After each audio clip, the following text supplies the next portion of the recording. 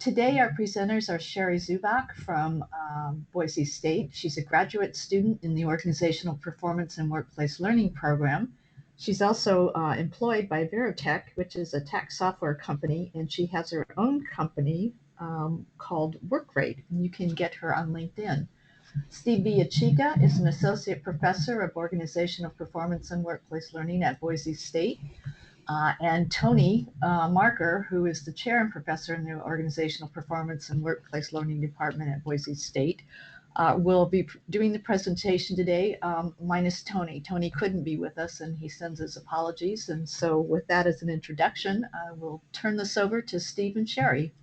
Thank you all for being here, and thank you for your interest in our work on personas and using them to bring to life otherwise abstract performance data.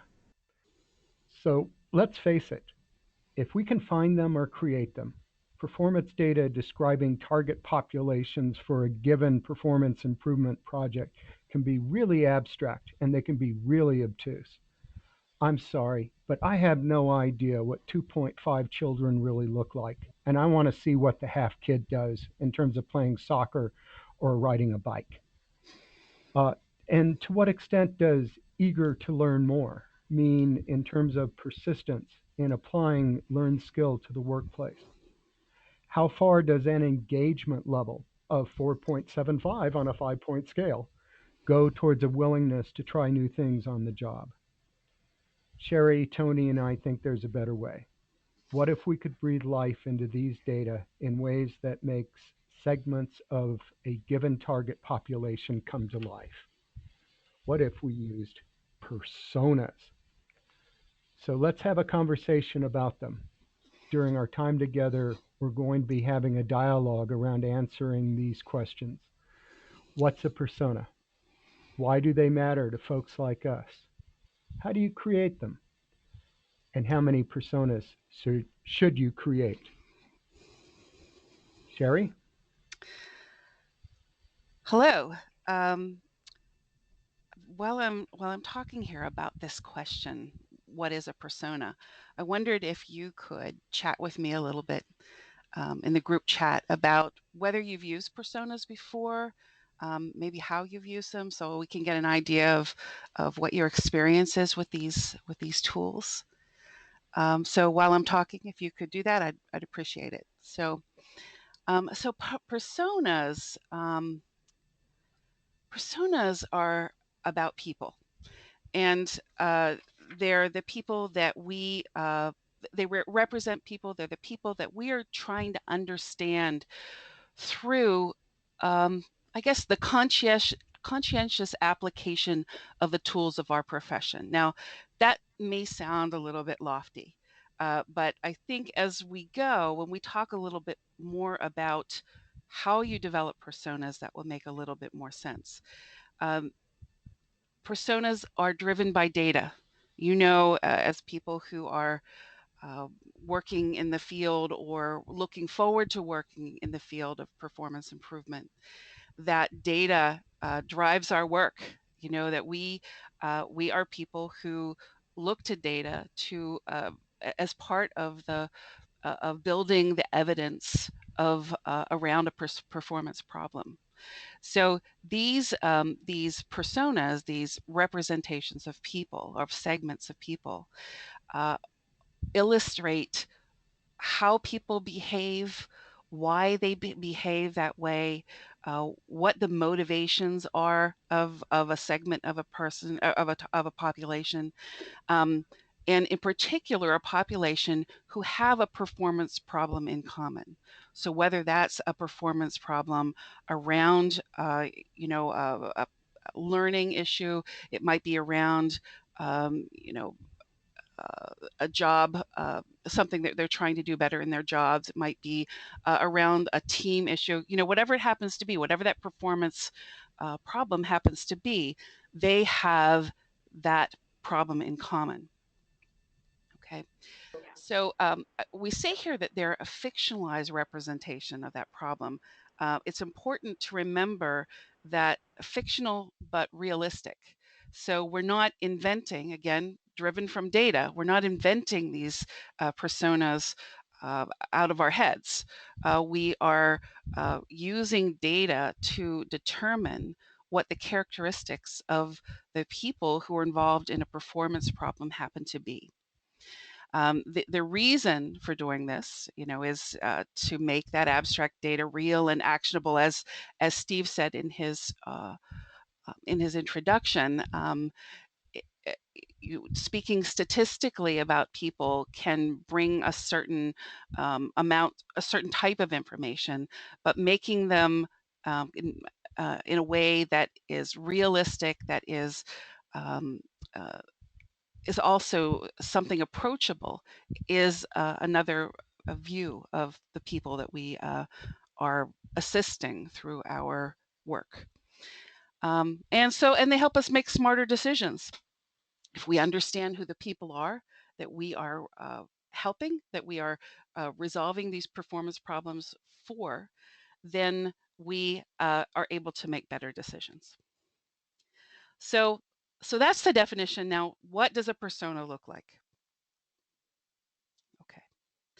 So I thought I'd start out just by showing you what essentially what it was, a wireframe of a persona. So all it's kind of doing is showing you the kinds of things that might be on a persona without actually having all of the data in there. We'll look at the data in a few minutes. So you see that there's usually a picture.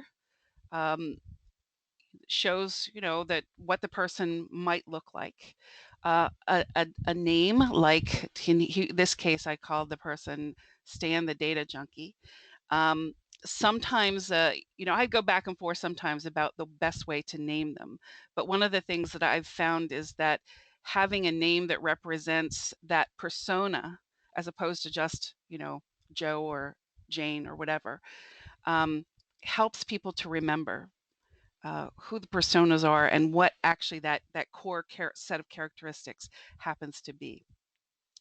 And so you see on here, there's different areas. I kind of think of personas as kind of the dashboard view of that segment of population. So if you think about this as kind of a dashboard, with the things that you do well, the things you might need help with, there's the gap right there.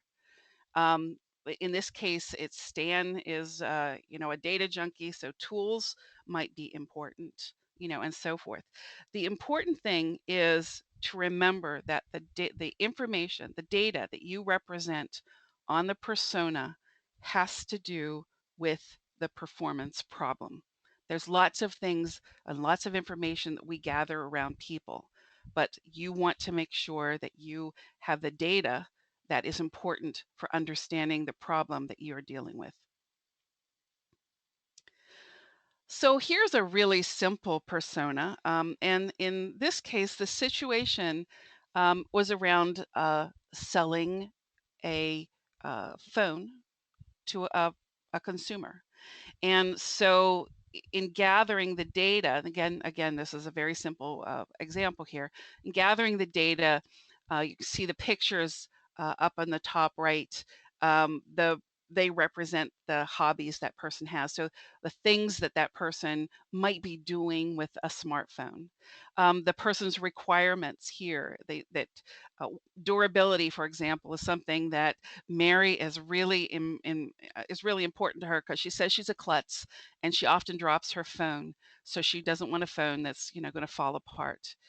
Um, and there's a story there, a little bit about how she uses the phone. One of the things I think is important is that there's an attempt here to know Mary as a person, where it says that right here, it's sentimental. The data matters more than the monetary value. If I lost my diary and phone numbers, that would be huge. So the fact that the phone is in some ways an extension of her personality is important here. One thing that again, you want to make sure that that is tied to data. Even the attempt to bring that emotional value, the persona, is tied to data. It's it's only important that your persona drives an old Chevy and her dog's name is Fluffy if the performance problem has to do with transporting the dog to the vet. Um, so just keep that in mind, because I sometimes, as we'll talk about a little bit later too, we can let the fiction run away with us. So again, data, data, data. All right, and here's another persona. Now, Bart's kind of interesting in the persona world, because he's, as you can see, his presentation is a bit more slick. And so you might make the assumption that there's the that this is a better persona perhaps than the other when we looked at Mary. But that's not necessarily the case. You know, again, it all has to do with the problem that you're trying to solve. One of the interesting things about Bart as a persona is that his performance problem is not necessarily, or the performance problem of a service employee is not necessarily discernible when you actually look deep into the persona. It does tell you things about him, like the fact that he's moved up through the ranks, and that he's kind of a self-starter, handy kind of guy. It tells you a little bit about how he um, uh, likes to search for things, you know, and so forth. Yeah. So those kinds of things are, and what does he do on the job? You know, so what is his day like? And so when you look at the actual context of this persona, it is interesting that they developed this in order to show the day in a life. So they didn't target this particular persona at necessarily a performance problem. So, and I have created personas like this before. And one of the things that I can say that over time, I often end up revising the persona in order to have a more targeted um, view of the persona, uh, that depending on the performance problem that I'm actually working with. But these kinds of personas can be very useful in getting a general idea, for example, of what a person's job is like, what the experience of a job is like. Steve, before I move on, did you want to add anything? Uh, yes, I think your point is well taken because the danger of personas is the danger of runaway fictionalization. And so if you start adding fluff to a persona that has nothing to do with the performance problem, you're in trouble. And if you start making up more stuff than your data can support, you're in trouble. And so, one of the things that Sherry taught me that I think is really valuable that you don't see in these examples are that good personas typically use footnotes that cite the data supporting a particular aspect of the persona. So, this little part of the persona may have come from extant data that the marketing department supplied. This little part of the persona may have come out of a survey or an interview. But the nice thing about that footnoting is that it helps to put a damper on fictionalization, but it also builds credibility. It shows anyone who looks at that persona, a client or another stakeholder or members of the project team, where the data came from. And so it builds credibility and avoids the, oh, you just made that up syndrome. And that's it. Okay, great, thank you. So why do personas matter? And why do they matter to people like us? Well, think about a performance problem you've worked on, and just step back a little bit and remove yourself perhaps from the problem itself, and think about the people who were involved in the problem. So, what did that problem mean to the people involved? What was the effect of resolving or not resolving the problem? From a human performance point of view, and HPT involved, the human aspect is just as important as the performance aspect. So from that point of view, why did the problem matter? And what valued result did you bring by resolving that problem or helping to resolve that problem in human terms? So these are questions that I ask myself a lot when I am working on a performance problem. Um, what does it mean? Uh, in human terms, what does it mean to the people who are involved in this situation? And it's important, I think, to think about these issues for a number of reasons. And, as I say here, one of them is that uh, personas represent people, and people are at the core of work. Whether you are uh, working at an organizational level, organizations are managed by people. They are the endeavors of an organization have people at their core.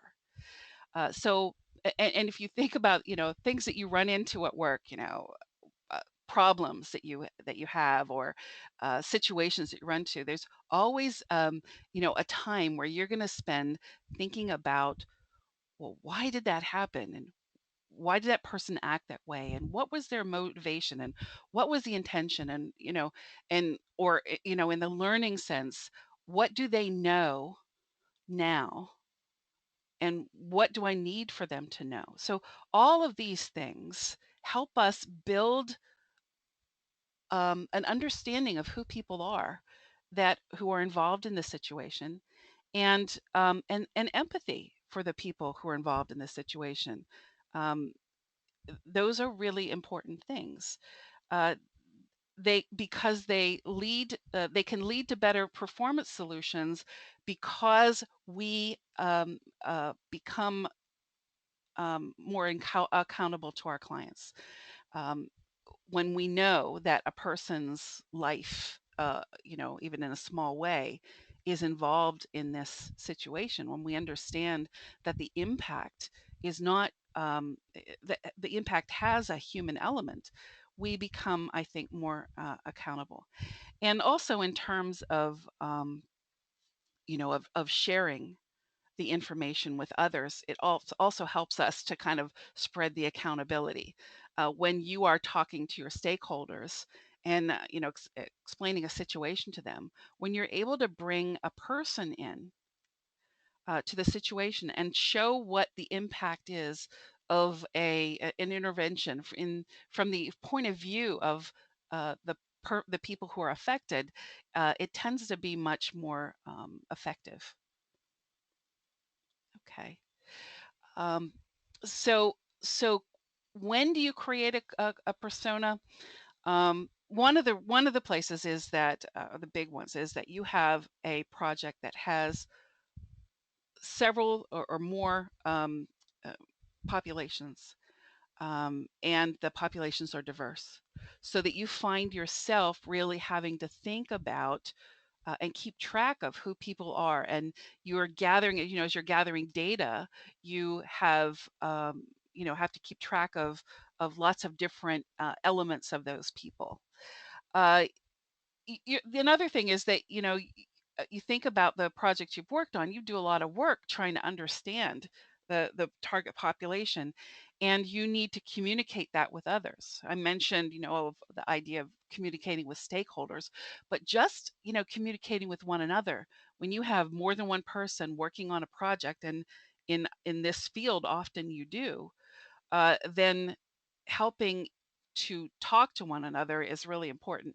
I know that in some of the projects I've worked on in the past, one of the things or one of the times when I really feel that the personas have become effective is when we start talking about them by name. When we talk about, oh, Mary would do this, or Bart would do this, or I don't think that's the right way to resolve this for Joe. Whatever it happens to be, when you start talking about them as part of your natural conversation, then you know that you've begun to be successful. Um, Another issue is that sometimes leadership has a view of the customer that data doesn't support. I often, when I work with this kind of data, um, often come up against what I call the mythology of people, that they have beliefs that they have held on to for a long time. They have beliefs that they have grown up just by passing information around, that or ideas around, that the people who call into our company are this kind of people, that the people who are, that call into support are this kind of people, or they know this or they don't know this. So but they do that um, you know just out of the natural uh, conversations that occur in the performance of their jobs, but they're not necessarily driven by data. And it's often eye-opening when people see the data, when they see these personas and encounter um, what the data actually is.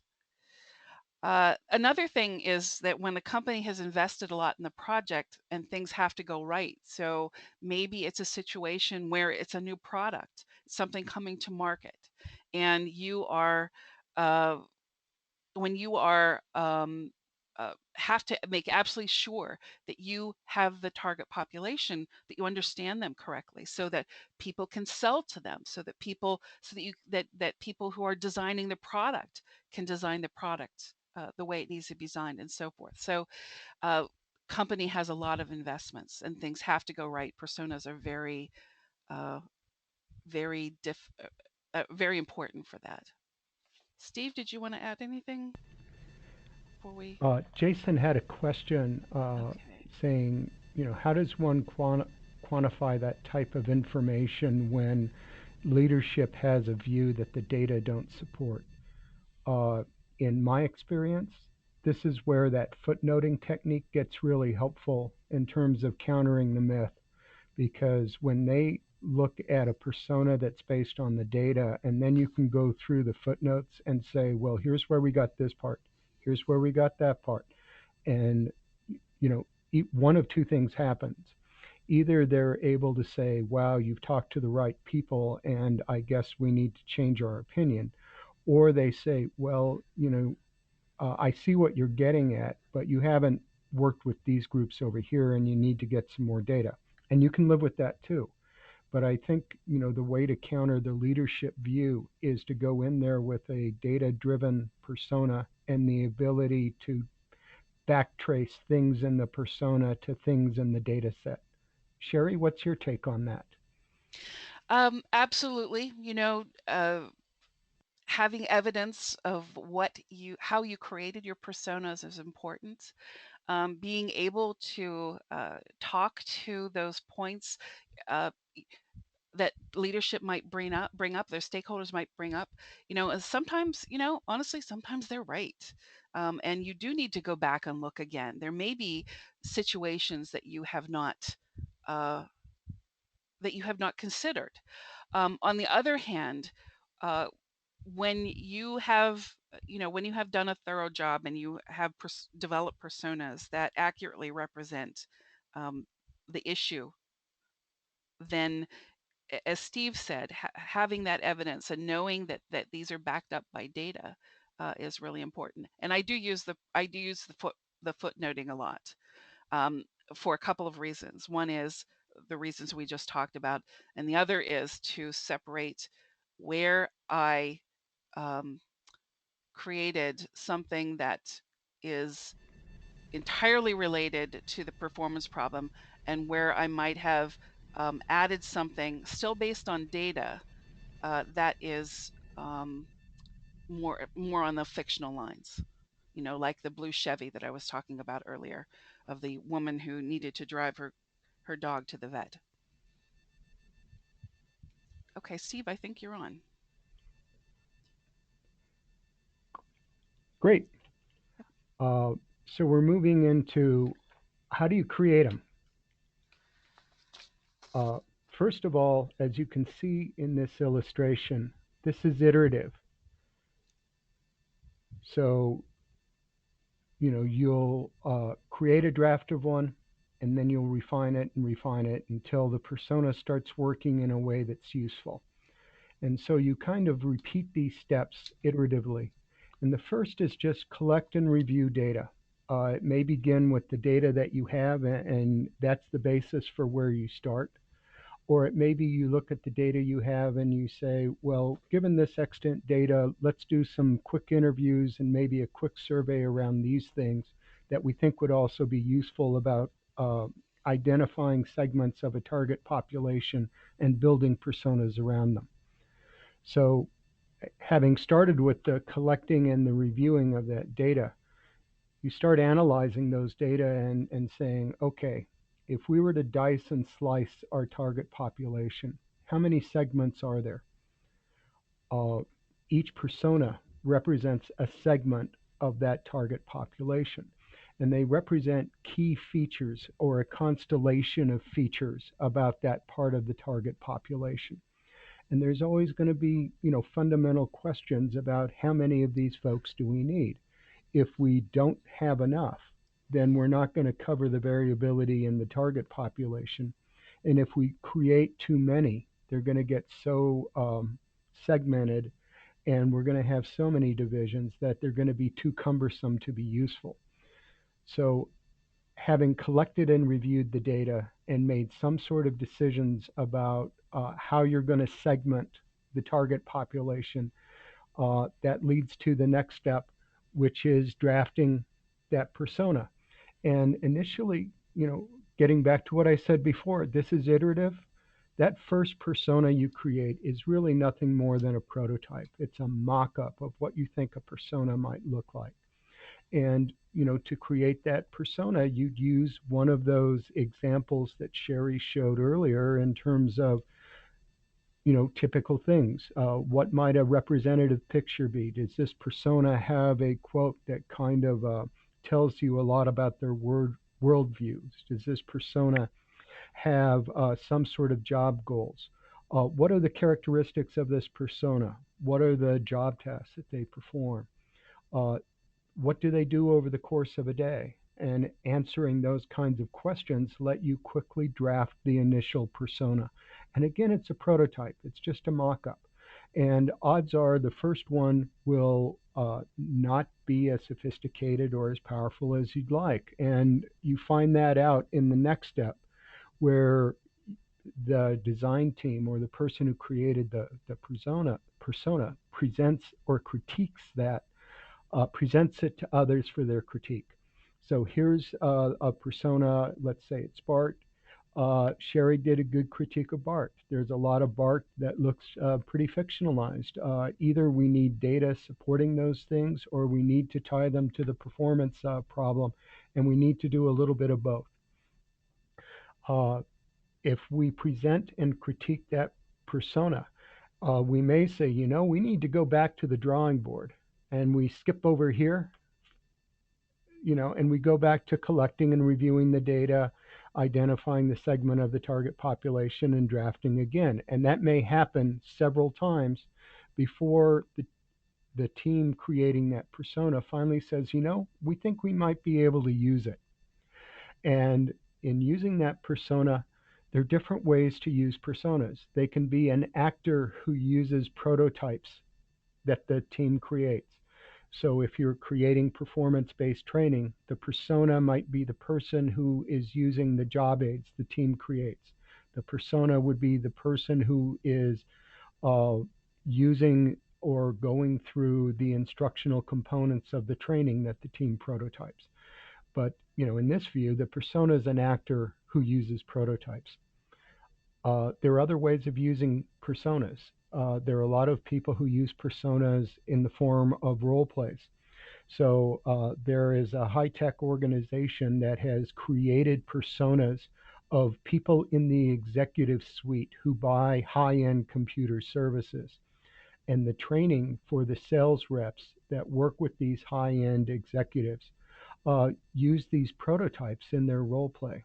Likewise, I know of an international bank that uses personas as role plays in their training for their customer service reps. Typically, the people that customer service reps talk to who are in loan difficulties and fallen in arrear on their credit account are very different than the people who are talking with them on the phone trying to service the account. And these personas help these customer service reps get a better understanding of who they're working with. Other people use personas in terms of scenario planning. Let's say your company's looking at putting together a new incentive package and you're trying to figure out how people might respond to them. And at least knowing more about who these people are might give you a scenario planning advantage in terms of trying to figure out how people might respond to incentive packages with the idea of identifying more known consequences and trying to provide unintended nasty ones. So again, this is iterative. So even after I start using that persona, I may find that there are weak parts in the persona and I may need to go back through and collect data again.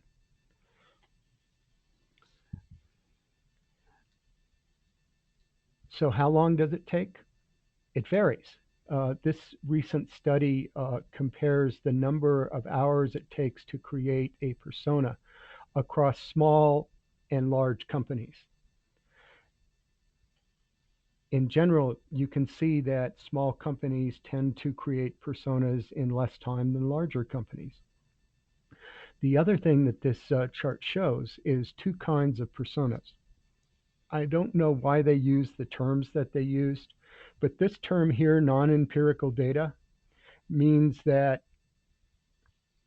the organization had more than 50% of the data that they felt that they needed. So they didn't bother collecting any more data, or they didn't spend a lot of time collecting more data. Over here on this other side, you see the empirical data. And, this is a place where companies spend, collect more than, or companies don't have at least half the data they need. And so they're going to have to collect a lot of it. As you can see, not only do small companies tend to produce prototypes in less time than larger ones, prototypes based on empirical data take more time to create than prototypes based on non-empirical data. But interestingly, even if you're not spending a lot more time collecting data, there's still some time you're going to spend conducting some research, analyzing the data, and then crafting the persona themselves.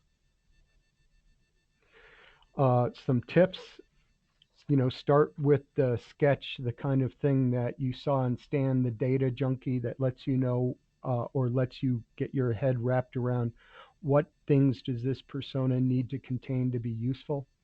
As we've been talking about, stay close to your data. Even fiction must be defensible. Footnote. Focus on the performance problem and write from performance scenarios. Sherry, did you want to say something about performance scenarios? Sure. So one of the things that that I do is whenever I create a persona, I always create at least one scenario, and often more than one, um, that is an appropriate application of that persona. So it's stories into whatever the performance problem happens to be. And I do that for a couple of reasons.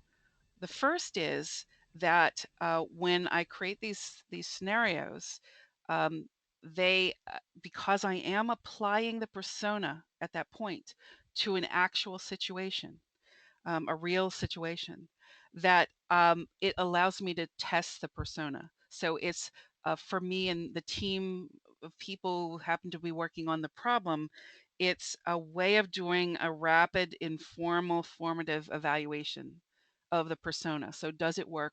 Does it not? And so these performance scenarios are test situations before the persona is put out into the wild, so to speak, and used by more people than just the the careful creators of it. So that's one thing. The second is, just a general statement that a persona unapplied is a persona wasted, typically. Uh, So if you're not, if you are putting all the work into creating a persona, you need to apply it to something. And so developing these performance scenarios that accompany the persona are a way of, again, of applying them. And the third is that, and this may be what Steve really wanted me to talk about, is that one of the things that I do is I create what I call crisis personas or crisis scenarios. And so what happens is I take the persona and I drop them down into a crisis. And I develop a scenario around the crisis and what happens to the person during that crisis. And that is, I think, for me, has been a way of really developing um, the, I guess, the emotional content around a performance situation is one thing, and the other is to um, to show what happens in worst cases with a persona often. And often, you know, if you think about the performance problems, there are crisis situations. What happens when things go wrong is one thing. What happens when things really go wrong is another. So these are just, I guess, things that I do to help me to do a better job. All right, so personas, you know, you could probably think of lots of situations to use personas once you start using them. Um, but there are some common indicators, and you do want to pay attention, I think, to these indicators because uh, the depending on you know how much time you want to spend on the personas, how deep the problem is, they can be expensive. You know, they can become projects of their own. So that's something that you want to keep in mind. So when you have complex users, complex data, right? Um, a lot of users that the performance problem is not, um, you know, easy to decipher for them. So keep and lots of data. When you must drive decisions from data, of course, you know that's every performance problem, right? Because we always drive our decisions from data. Um, Needing to communicate the target population is a big one. Uh, Particularly as the scope of the problem uh, leaves, you know, think if you're thinking about things moving through the organization, it leaves that individual worker level through the team, through the group, through, you know, through the organization, even sometimes out to the customer. When you think about that potential movement of the need to communicate, um, the more and more broadly you need to communicate that target population, the more you have a need to make the put a face on the data so that uh, people who aren't familiar with the data can understand it. Um, in managing solutions that could go awry, you know, when you have a very volatile situation and you want to make sure that people understand it, that's another, you know. So improved understanding, clarity around whatever the issue is, whether it's around job tasks, the environmental factors, the motivations, you know, deeper accuracy, guidance for prototyping, all of those things are reasons to use personas. I see Linda says here, could be useful to create personas of stakeholders at times to capture what they care about in a more personal way. Yeah, that's a good point. And as a matter of fact, in um, maybe Steve will talk a little bit more about this, but in that class, which I took, my team actually created a persona of a manager in who wasn't present in order to understand them better. And I have done that in other situations of for like subject matter experts. But good point also about stakeholders, Linda. That's a good idea. Okay. Did you want to add anything, Steve, before I move on?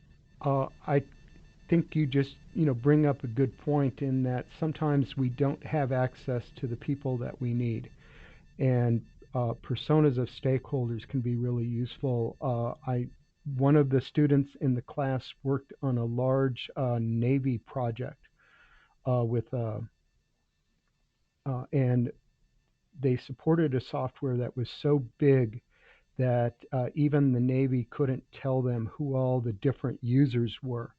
And so they started creating personas just as a guerrilla effort to get their heads wrapped around their target population and who they were serving.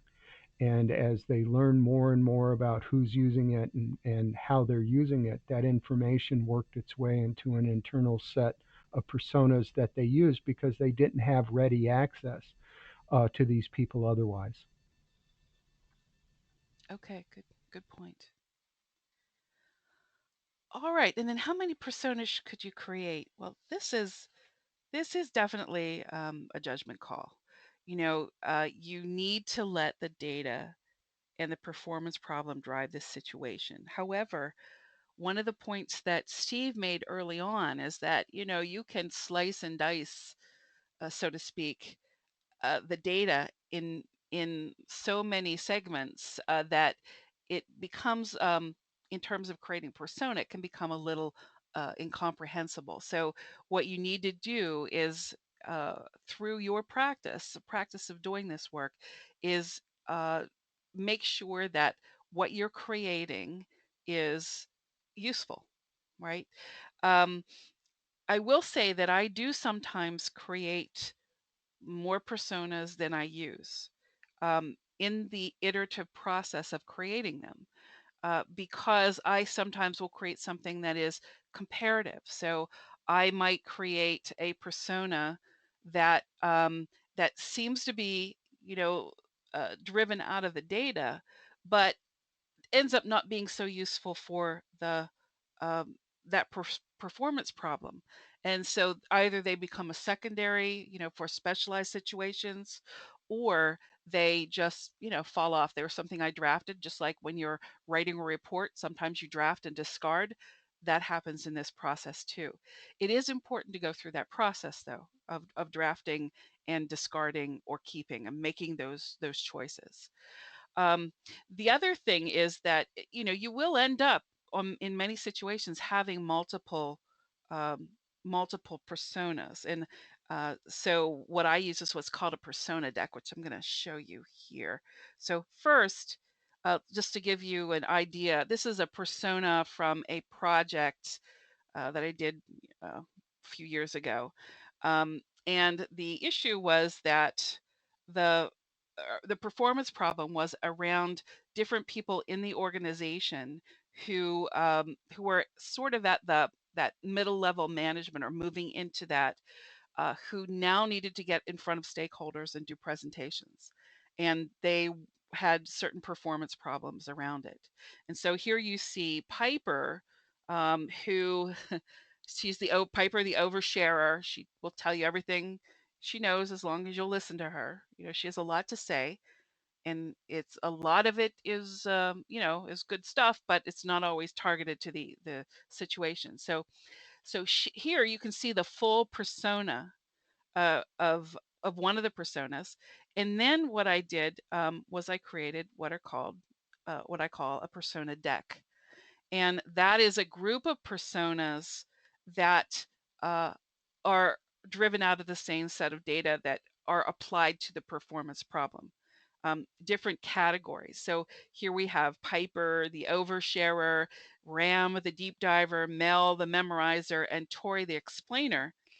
And what I do then is then I will kind of color code the deck with the areas where they have kind of common issues. So for example, although it's a little hard perhaps for you to read, where you see this like light brown color, it highlights that they all have mobile issues, that they are either telecommuting or they're remote, or they live off their iPhone, whatever that happens to be. The yellow highlights the their skills with tools and so forth. So that's really useful for um, uh, when you're in a team meeting, for example, and you're discussing a problem, of bringing them up together. The other thing that I'll do with a deck, though, is if let's say I'm in a meeting and we know that the personas are at play, that we're going to be using them. Before the meeting starts, I bring them up as a reminder. Say, these are the people that we need to deal with in this situation. And it's kind of like, all right, we got this view of all three of them together. And that's very helpful too, as a reminder of who they are, and just a reminder as to connect with where we started, a reminder that here we have people that we're dealing with. By the way, Tori is an example of a persona that was one I created, who was not necessarily as useful in the performance problem.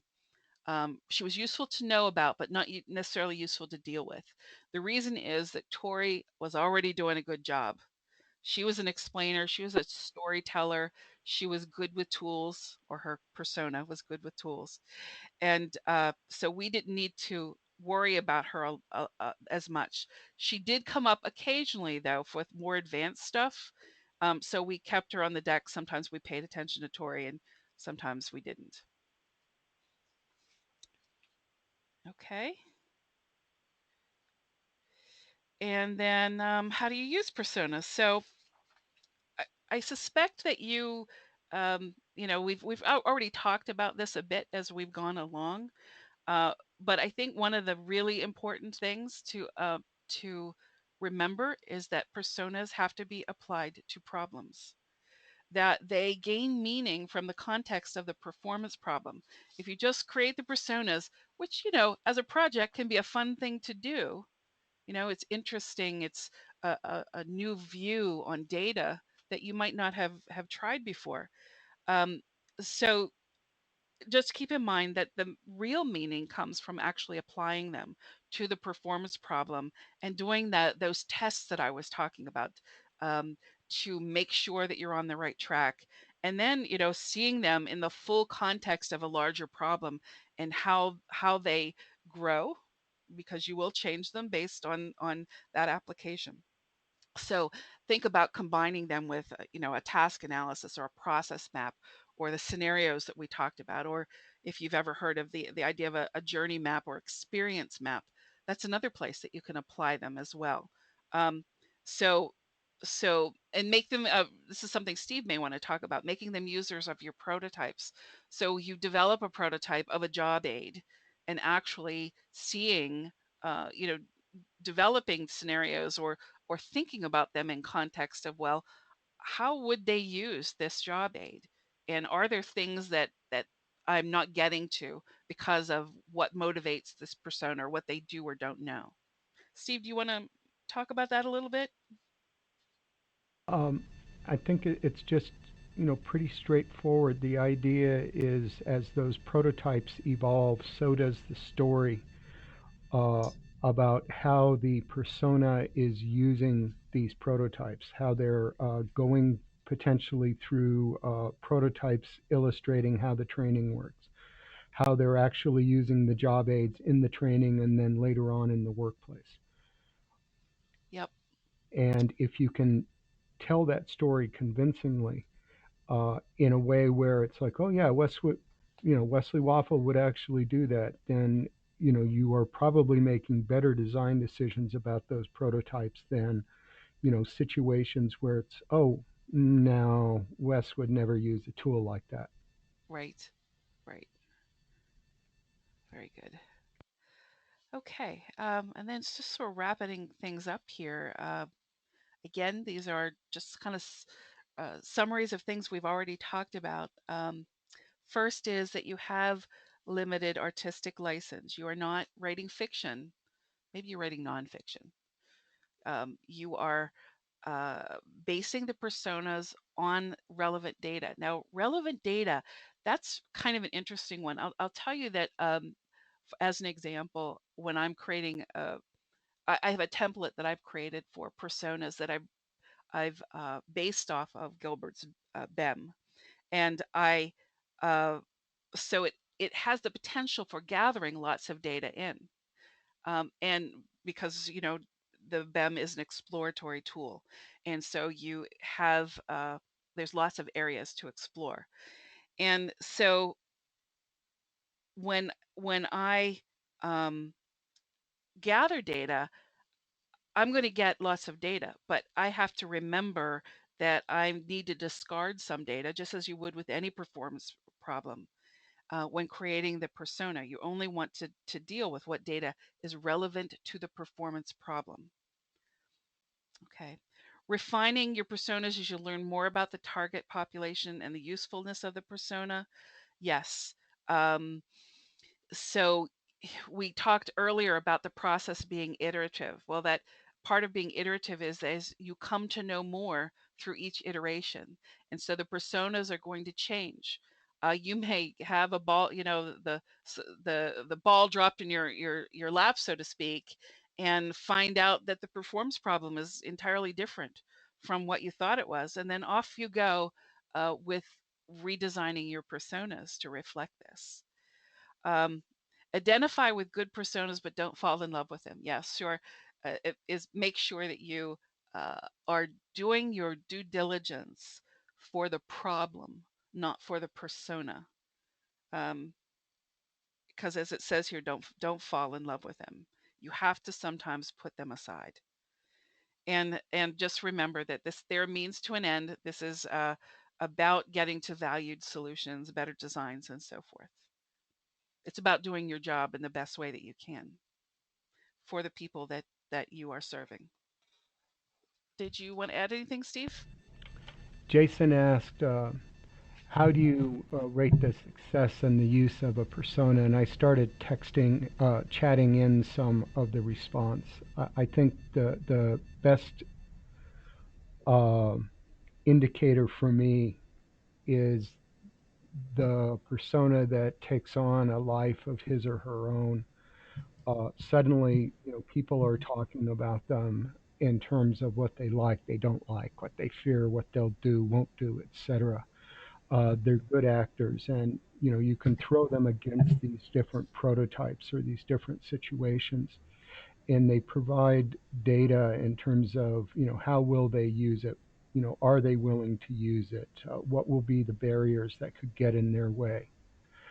Conversely, the ones that aren't useful tend to be of several types. One, there's the Tory persona that Sherry described, who is just too perfect. It's like the super user. Super users don't tell you anything. They're already exemplary. We often don't need to help them be more exemplary. Conversely, some of these less than useful personas could be the results of oversplitting a target population into too many segments. They can be the result of personas of teams putting in too much fiction in the persona, and suddenly, when that persona isn't telling you anything about how someone might use that prototype or respond to that situation, that's a good indicator that that persona may not be that useful. And either you need to potentially collect more data to make that persona useful, or you might have to euthanize it. Yeah. Another, I think, indicator has to do with adoption. When you start to hear the people on your team or whoever happens to be using the persona start to talk about them, calling them by name, um, talking about them as if they are real, and considering them, the degree of respect that they give to them in how they're making decisions. Those are also indicators. Now, of course, you need to make sure that the data is there, so they're paying respect to the right people, so to speak. Um, but those are, I think, other indicators that you have been successful. Do you want to take one or two questions and wrap it up? Sure. Yes, we'd be happy to. I'm curious. Do you ever use the person in the persona? Do you ever use them to validate some of your data, or they're not even involved in the process at all? I I do. Um, you're gonna laugh at me, but I actually have I actually have personas for my reviewers. And I have, for example, the people that you are talking about, so the actual people or a representatives of that population, I call them the caretakers. And the caretakers, and I let them know they're caretakers when they review the persona, that they are responsible for seeing to it, with in cooperation, in partnership with me, that this accurately represents who these people are, what they care about, what motivates them, and what they need from us. And so, I have others, depending on how removed they are from actually knowing how face to face they are with the actual population. So, Mhm. yeah, I definitely use them. Oh, thank you. Sure. And when you look at how larger organizations create prototypes and why they spend a lot more time on them, one reason can be that the initial segmentation of the target population, might be the results of some really sophisticated data collection and data analysis in terms of cluster analysis, structural equation modeling, hierarchical linear analysis. That Mm-hmm. is a starting point in terms of what are those segments.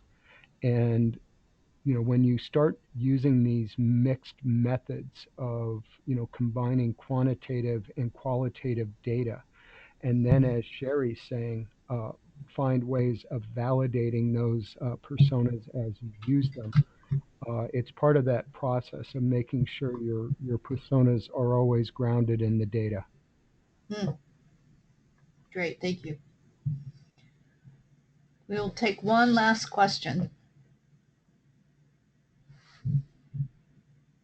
I think we've got one from Velena. How are the internal employee manager personas similar or different from the process of journey mapping customer experiences? Sherry, do you want to take this? Sure. So think of personas as an actor on the journey map. Um, a journey map is a um, well, journey maps, like personas, can be many things, but often they depict the touch points or the interactions between uh, different populations or across a journey or a series of events that a customer or a performer experiences. And if you Google journey maps, you'll come see lots of them. But typically, a journey, excuse me, typically you'll have at least one or two people on the journey, and because what you want to see is the interactions between them. And so they're the actors. A persona is the actor that drives the journey, that the journey is about. Does that answer your question? Is that what you were asking? I was writing down the persona is the actor of which the journey is about. And Yeah, I think I just want to ponder that. I think I understand what you say.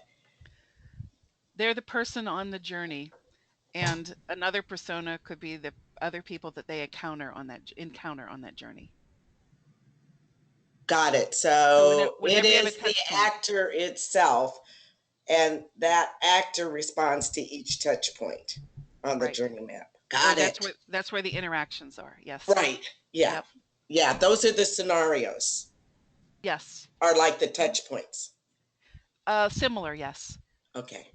Yeah. Thank you. You're welcome.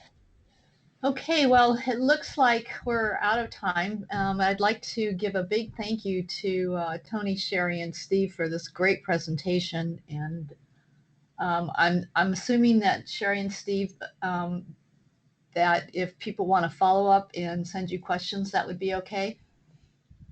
Absolutely. Absolutely. Okay, wonderful. Well, thanks again. Thank you for the opportunity. We're delighted to have been able to share this work with the chapter.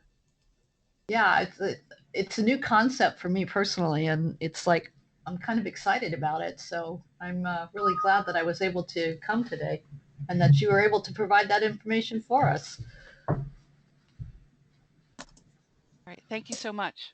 Okay, signing off. Thank you all. We've now reached the end of our recording and our presentation.